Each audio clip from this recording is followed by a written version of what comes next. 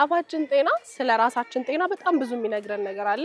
እጅግ ጥንቃቄና ንጽህና ይፈልጋል አፋችን። ለዛም ነው በየአመቱ በዓለም አቀፍ ደረጃ የአፍ ጤና አጠባበቅ ተብሎ የሚከበረው። እንግዲህ ይህንንም በማስመልከት ሲግናል የጥርስ ሳሙና በየአመቱ በተለያዩ ትምህርት ቤቶች እየተገኘ ለተማሪዎች የአፍ ጤናችንን እንዴት መጠበቅ እንዳለብን ያስተምራል። ዛሬም በቦሌ ህብረተሰብ ትምህርት ቤት ተገኝቶ ለልጆች ስለ አፍ ጤና አጠባበቅ እጅግ በሚያዝናናና ደስ በሚል መንገድ ያስተምራል። እሱን ለመታደም እየሄድኩ ነው። አብረን እንግባ።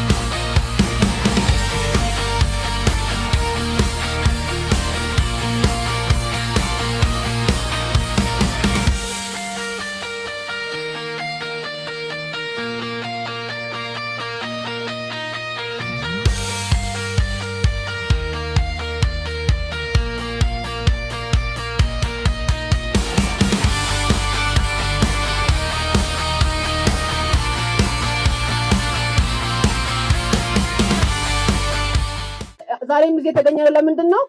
እናንተ እንዴት ነው ጥርሳችሁ መቦረሽ ያለባችሁ? ሁሉም ተማሪ እዚህ ያለው ተማሪ ጠቅላላ ጤነኛ ጥርስ የሚኖረው እንዴት ነው የሚለውን ለማስተማር ነው ማለት ነው። ጥርስ የሌለው አለ እንዴ ከእናንተ መሀል? ጠዋትና ማታ በፈገግታ ጎበዝ። ማነው ስምሽ? በጸሎት በጸሎት ማ ደስ ስንት ያክል ነሽ? 7ኛ ክፍል። ዛሬ ምን ተማራችሁ? ጥርሳችንን መቦረሽ እንዳለብንና ጥርሳችን እንዳይጎዳ ደግሞ ጠዋት ማታ መቦረሽ እንዳለብን። አንቺ ጥርስሽን በደንብ ትቦርሻለሽ? በደንብ ቦርሻው። ጠዋትና ማታ ትቦርሻለሽ? ጎበዝ። ስለዚህ ጥርስሽ በጣም ንጹህና ጤነኛ ነው ማለት ነው። ማን ያስተማራችሁ በደንብ? በኢትዮጵስ በደንብ አስተማራችሁ? ኢትዮጵስ በደንብ አስተማረቻችሁ። የጥርስ ሳሙናና ብሩሽ አድርገን ጥርሳችን በደንብ መቦረሽ አለብን አይደለ? የጥርስ ሳሙናው ማን ነው? ሲግናል። ሲግናል። በጣም ጎበዝ ልጅ። ስለዚህ ከዚህ በኋላ ጠዋትና ማታ ጥርስሽን ትቦርሻለሽ ማለት ነው። ጎበዝ ልጅ። አመሰግናለሁ በጣም ጎበዝ ልጅ። በትምህርትሽ? አዎ። ስንተኛ ነው የምትወጪው? ከአንድ እስከ 20 ከአንድ እስከ 20 ውስጥ። ጎበዝ። አመሰግናለሁ በጸሎት ነው። ቴንክ ዩ። ጠዋትና ማታ በፈገግታ ይላል ቲሸርትሽ ነው? በፈገግታ ነው። ጥርስሽ እንዴት ነው? በደንብ ታጽዳለሽ? አዎ። በደንብ ትቦርሻለሽ? ጠዋትና ማታ። ምን ተማራችሁ ዛሬ እዚህ ፕሮግራም ላይ? እዚህ ፕሮግራም ላይ የተማርነው ጥርሳቸውን የማይቦርሹ ተማሪዎች ጥርሳቸውን እንዲቦርሹና ሌላው ደግሞ ጤንነታችንን እንድንጠብቅና በቃ ይሄን ተማራችሁ። ማን ያስተማራችሁ? ኢትዮጵስ። ስንት ያክልሽ? 6። ማነው ስምሽ? እድላይት። እድላዊት። ጎበዝ። ጎበዝ ነሽ በትምህርትሽ? አዎ። ስለዚህ ዛሬ ከዚህ በኋላ ጠዋትና ማታ በፈገግታ አይደል? በደንብ ይቦርሻል ጥርስ። ከዛ ደግሞ ጥርሳችን ስንቦርሽ እንዴት መቦረሽ እንዳለብን በደንብ ተምራችኋል አይደል? በተለምዶ እኛ ዝም ብለን ነው እንደዚህ የምንፈው። በደንብ ተምረሻል። አመሰግናለሁ። ቴንክ ዩ። እሺ። ዶክተር ፋሲካ የጥርስ ሕክምና ባለሙያዎች ማህበር ፕሬዝዳንት ናት። ዛሬ ለተማሪዎች በደንብ ስለ ጥርስ ጤና አጠባበቅ ትምህርት ስትሰጥልን ነበርና በመጀመሪያ አመሰግናለሁ። ምንም አይደል፣ አመሰግናለሁ። እኔም እንግዲህ ሲግናል በየዓመቱ እንደዚህ አይነት ፕሮግራሞችን ያዘጋጃል ትምህርት ቤቶች ላይና እንደው የአፍ ጤና አጠባበቅ ላይ የራሱ የሆነ ለውጥ እያመጣ ነው ብለሽ ታምኛለሽ እንደ ባለሙያ? እንደ ባለሙያ ያው ሲግናል እና የኢትዮጵያ ጥርስ ሕክምና ባለሙያዎች ማህበር አንድ ላይ በመሆን እንደዚህ አይነት እንቅስቃሴዎችን እናደርጋለን። በእርግጥ የአፍ ጤና ላይ ዋናው ችግራችን ግንዛቤ አለመኖር፣ የአዌርነስ አለመኖር ነው እና ብዙ ጊዜ ከህፃናት ጋር የምንሰራው ምንድነው ህፃናት የቤተሰብ መሰረት ናቸው። ብዙ ጊዜ እነሱ ሲያድጉ ትልልቅ ቤተሰብ መሪ ይሆናሉ። ሄደውም ለእናታቸው ለማህበረሰባቸው ይነግራሉ እና ዋናዎቹ ቼንጅ ሜከርስ ናቸው ብለን ስለምናምን ትምህርት ቤቶች ላይ ይህንን ነገር እየሰራን ነው። ለውጥም አለ ብለን እናስባለን። እንደው እንደ ሀገር ግን የአፍ ጤና አጠባበቅ ላይ ያው በዓለም አቀፍ ደረጃ የአፍ ጤና አጠባበቅ የተከበረ ስለሆነ ያለን ነገር ምን ይመስላል? እኛ እንደ ማህበረሰብ ያው እንደ ማህበረሰብ አፍ ጤና እንደ ፕራዮሪቲ እየተሰጠው ያለ ነገር አይደለም። በእርግጥ እኛም እንደ ማህበርም ይህን ነገር አጥብቀን እንቅስቃሴዎችን ማድረግ ጀምረናልም እየሰራንም ነው ያለ ነው። ያው የግንዛቤ ጉዳይ በሌለበት ሰዓት ደግሞ ብዙ ተያይዘው የሚመጡ ነገሮች አሉ። ለምሳሌ አፋችን እንዴት ነው ማጽዳት ያለብን? ጠዋትና ማታ ይባላል። በእርግጥ ግን እንዴት ነው የምናጸዳው? በምንድን ነው የምናጸዳው? ለምን ያህል ጊዜ ነው የምናጸዳው? ጣፋጭ አትብሉ ይባላል። ግን ምን አይነት ጣፋጮች ናቸው? ብዛቱ ነው ወይ ፍሪኩዌንሲው ነው ወይ የሚለው ላይ ብዙ አይነት ብዥታ አለ። ግን አሁን እሱን ደግሞ ለማጥራት ያህል ጥርሳችንን እንዴት ነው ማጽዳት ያለብን ስንል ጠዋትና ማታ፣ ጠዋት ቁርሳችን ከበላን በኋላ ማታ ደግሞ ከመኝታ በፊት አትሊስት ለ2 ደቂቃ ጊዜ ወስደን የሁሉንም የጥርሳችንን አካላቶች ማጽዳት ይኖርብናል። ስናጸዳ ደግሞ መርሳት የሌለብን ምላስ ነው። ብዙ ጊዜ ምላስ ከጥርሳችን ጋር አብሮ ሆኖ ምግብ ሲበላ ሲጠጣ ስለምንል እሱንም ማጽዳት ይጠበቅብናል ማለት ነው። ጣፋጮችን ደግሞ በተመለከተ ብዙ ጊዜ ጣፋጭ አታብዙ ስንል ፍሪኩዌንሲው ነው።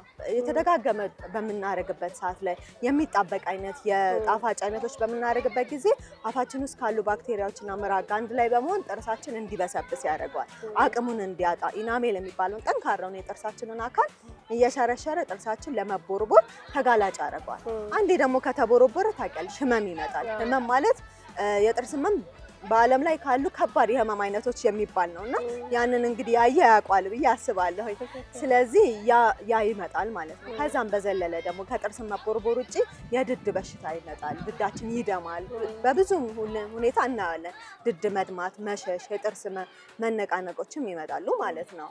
በዛ ላይ ተያይዞ የአፍ ጤናችንን መጠበቅ ያስፈልጋል። ጠቅለል አድርገሽ ነው ሁሉንም ነገር የነገርሽኝ ዶክተር፣ በጣም አመሰግናለሁ። ምንም አይደል። እግዚአብሔር ይስጥልኝ።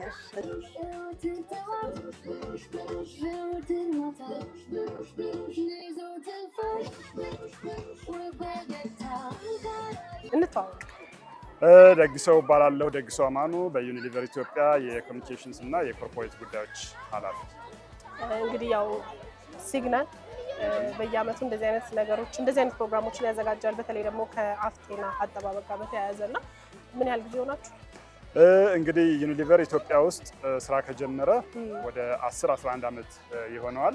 በተለይ ደግሞ ሲግናልን ማምረት ከጀመርንበት ጊዜ ጀምሮ በየአመቱ ይሄንን የዓለም የአፍና የጥርስ ጤና ቀንን እናከብራለን። ለ13ኛ ጊዜ የሚከበር ነው ቀኑ። እኛ ግን እንዳልኩሽ እዚህ ከገባንበትና ሲግናልን ማምረት ከጀመርንበት ጊዜ ጀምሮ በየአመቱ በተለያዩ ዝግጅቶች ቀኑን እናከብራለን። ቀኑን ማክበር ብቻ አይደለም፣ ይህን ከዚህ በኋላ የሚመጡትን ሳምንታትን ተመሳሳይ መርሃ ግብሮችን በተለያዩ ትምህርት ቤቶች በማከናወን የአፍና የጥርስ ጤና ግንዛቤ እንዲያድግ ከተለያዩ አጋር አካላት ጋር በመሆን እየሰራን ነው። በጣም ጥሩ። እንግዲህ የአፍ ጤና አጠባበቅ ያው ምንም የሚነገር ነገር አይደለም፣ ግን ያው የግንዛቤ ችግር ስላለ እንደዚህ አይነት መርሃ ግብሮች በጣም ትልቅ ለውጥ ያመጣሉ ብዬ አምናለሁ እና መጀመሪያ ይሄንን መርሃ ግብር ማዘጋጀት አለብን እንድትሉ ያደረጋችሁ ነገር ምንድን ነው? ዩኒሊቨር ዓለም አቀፍ ኩባንያ ነው። በተለያዩ ሀገሮች ለረጅም ዓመታት ቆይቷል። ስለዚህ በተለያዩ ሀገሮች ያለን ልምድ አለ። ለምሳሌ የእኛን ሀገር የጥርስ መፋቅ ወይም ደግሞ የአፍ ጤና አጠባበቅ ባህል ስናየው ከሌሎች ሀገሮች ጋር መረጃውን ስናየው እኛ በየጊዜው እየተሻሻለ ቢመጣም አሁንም በጣም ወደኋላ እንቀራለን። ስለዚህ እኛም እንደ አንድ አምራች ድርጅት ምርቱን አምርተን ሸጠን ትርፋማ የምንሆነው መጀመሪያ ባህሉ ሲዳብር፣ ሰዎች የአፍ ጤና የመጠበቃቸውን ጥርሳቸውን ጤንነት ቀድመው ህመሙ ከመከሰቱ በፊት መከላከል ሲችሉ ነው እና በዚህ መነሻነት ነው። ተማሪዎችን፣ ህፃናትን የመረጣችሁበት የተለየ ምክንያት ምንድን ነው? ያው በሁሉም ነገር እንደምንለው ወጣቶች ልጆች ላይ እንዲህ አይነት የግንዛቤ ማስጨበጫ ስራ መስራት አንደኛ እነሱ ናቸው ነገ እየተረከቡት ወይም ደግሞ በተለያዩ ኃላፊነቶች ላይ የሚሆኑት ማለት ነው። አንድ እሱ ነው። ሁለተኛ ሲመለሱም ከቤተሰቦቻቸው ጋር የሚኖራቸው ግንኙነት በእነሱ በኩል ሲሆን የተሻለ ይሆናል። ከምንም በላይ ግን ቢያንስ ከስር መሰረቱ ጀምረን ባህሉን እያሳደግን ከሄድን ዘላቂ ለውጥ ማምጣት እንችላለን ብለን ስለምናስብ እንግዲህ እስከዛሬ ለዓመታት በተዘጋጁት ፕሮግራሞች ትምህርት ቤቶች ላይ ህፃናት ላይ ባዘጋጇቸው ፕሮግራሞች ላይ የተለየ ያያችሁት ለውጥ አለ? ለውጥ አለ። ቅድም እንዳልኩሽ ለምሳሌ መጀመሪያ ስንነሳ ወይም ደግሞ እዚህ ሀገር ሲግናልን ማምረት ስንጀምር የነበረው ጥርስን የመቦረሽ ልማድ፣ የአፍ ጤናን የመጠበቅ ልማድና ከአመት ዓመት እየመጣ ያለው እድገት ከፍተኛ ለውጥ አለው። ይሄን የምናየው አንደኛ አምርተን በምንሸጠው የምርት መጠን ነው። ሁለተኛ ደግሞ እንዲህ በተለያዩ ቦታዎች ስንሄድ በምንፈጥራቸው የግንዛቤ ማስጨበጫ ስራዎች ነው። ስለዚህ ከጊዜ ወደ ጊዜ ለውጥ አለ፣ እያደገ መጥቷል። ሰዎች ልክ እንደ ሌላው ነገር ሁሉ ስትጠይቂያቸው ጥርሳቸውን መፋቅ አንዱ የጤና መጠበቂያ ዘዴ መሆኑን በተለያዩ አጋጣሚዎች ይገልጻሉ እና ከጊዜ ወደ ጊዜ እየተሻሻለ መጥቷል። ግን እሱ ማለት አሁንም የሚፈለገው ደረጃ ላይ አይደለንም። በጣም ከሌሎች አገሮች ጋር ስንነጻጸር ይሄንን ባህል ማዳበር አለብን። ስናዳብር ደግሞ ሙሉ ጤንነታችንን መሰረት ስለሆነ ነው። አፍ የሁሉ ነገር መግቢያ ነው እንላለን አይደለ? ስለዚህ የአፋችን የጥርሳችን ጤና ሲጠበቅ ሌሎችም የሰውነት ክፍሎቻችን ላይ የሚያጋጥሙን በሽታዎች መፍትሄ ይሆናል ብለን ስለምናስብ በጣም እናመሰግናለን። ዩኒሊቨር እንግዲህ በሚያመርታቸው በተለያዩ ፕሮዳክቶቹ የተለያየ ማህበራዊ ኃላፊነትን እየተወጣ ያለ ተቋም ነው እና እንደዚህ አይነት ፕሮግራሞችን ስለምታዘጋጁ በጣም እናመሰግናለን። እኛም እናመሰግናለን። ወደፊትም ከተለያዩ አጋር አካላት ጋር በመተባበር ይሄንን ማድረጋችን እንቀጥላለን።